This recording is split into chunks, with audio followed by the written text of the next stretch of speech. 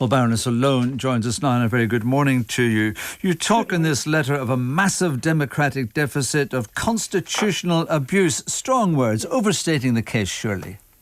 No, not at all. This was a bill which started its life in Parliament with the intention of allowing the Secretary of State to postpone the date for an election and to form an assembly. That's all this bill was about.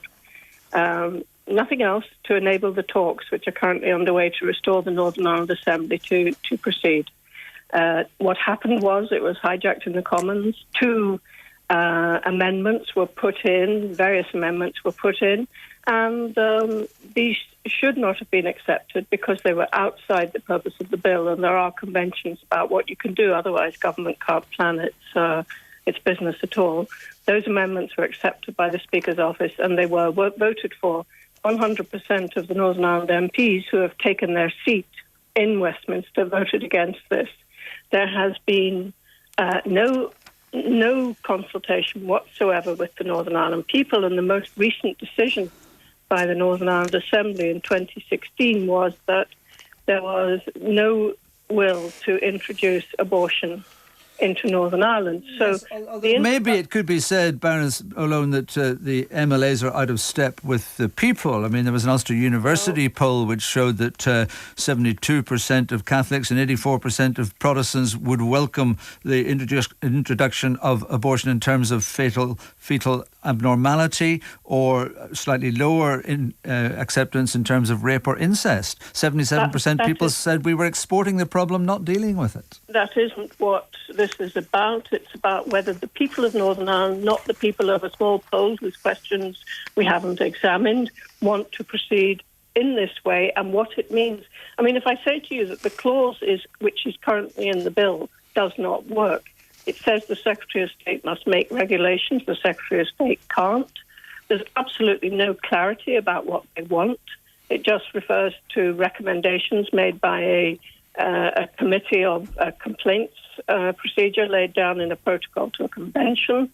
So it's a very remote thing that they're trying, and there are multiple recommendations, but it certainly isn't clear what they mean. Yeah. They're not formulated in a way which could be law. The government said in the House of Lords on Wednesday last week that this bill was not workable. And it would be wrong to push it through, and it would be wrong for the government to push it through in a situation in which the people of Northern Ireland have had no say. Do you think that there's an element to which it may have been used... Sorry, do you think it may have been an element of stick in here? Because, you say it would cause significant damage to efforts to restore the Assembly. Yeah. If the Assembly's back, this law will not pass.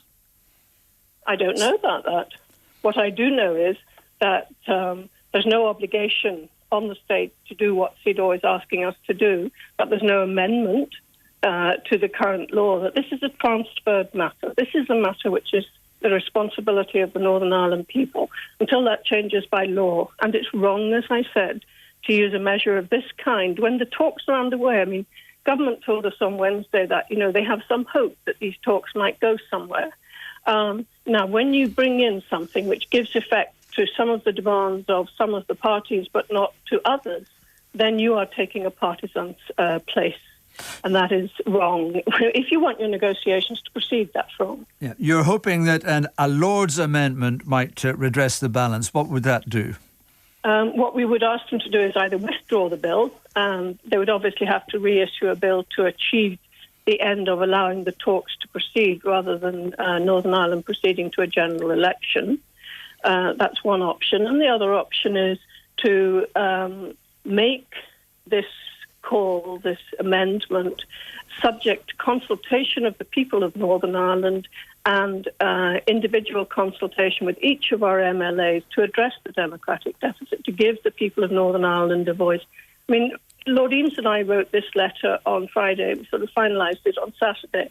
And in 24 hours, there are 10,000, I think it's nearly 11,000 this morning, cross-community signatures. It will be signed, and we will reveal the signatures very shortly, but it is signed by people from across the community. And at first we thought, we should ask just leaders of the society, if you like, But then it seemed to me that's endorsing to some degree the demographic deficit. The people of Northern Ireland have the right to make their view heard. All we did was put it on. I didn't do any media. I put it on a website, and it took off from there. Yes, without knowing who those signatories are, of course, people might say, well, there'll be people who have a position on abortion, not on the constitutional issue, but on abortion. That's neither here nor there. The situation is that abortion should... Well, it is. It's whether they support your letter or support or object to the liberalisation of the law. Excuse me. The letter says that it's wrong to do what the government are doing. I am saying if the government wishes to do so, what it should do is consult the people of Northern Ireland. There is nothing wrong with that, and it is about abortion. Would you be writing to the MLAs telling them to get back into Stormont so that they could put this behind them, put this change away? I said in my press release, which I issued yesterday, that the people of Northern Ireland desperately want their assembly back. Every morning when I listen to your programme, I hear the calls about education, about health, about all the critical issues that impact on people's lives. People want the assembly back. I want the assembly back. But what is going on in Westminster is not going to improve things, and it does. It is partisan. It is doing something without. It is completely contradictory to normal procedures for making law.